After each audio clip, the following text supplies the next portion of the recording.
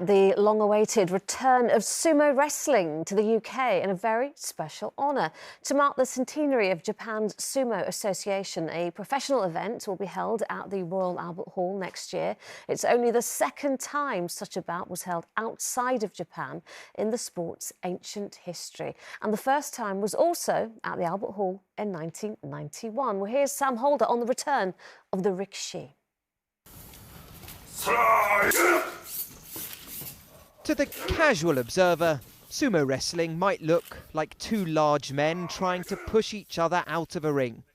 Well, they're not wrong, but sumo is also a sport steeped in religion and history. Wrestlers must demonstrate surprising suppleness. For only the second time in 1,500 years, a grand tournament will be held outside of Japan. And just like the first time, in 1991, the location is the Royal Albert Hall in London.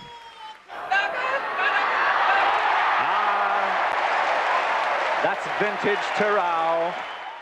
Back then, as you can see here, hotel beds had to be extended and reinforced to bear the bulk of the wrestlers.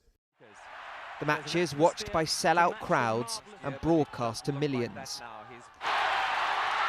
Oh, Konagami wins.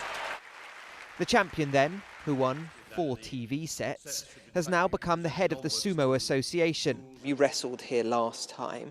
What was the atmosphere like, and has that played a part in you wanting to return here? It was extremely exciting, and the public was very enthusiastic. There was a lot of cheers and clappings. And then what? And I love the beer culture at the pub. The logistics are challenging.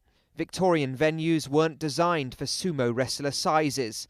The stage itself, as it was in 1991, will need to be built from a special type of clay. And then there's ensuring the right food in big enough quantities for the wrestlers.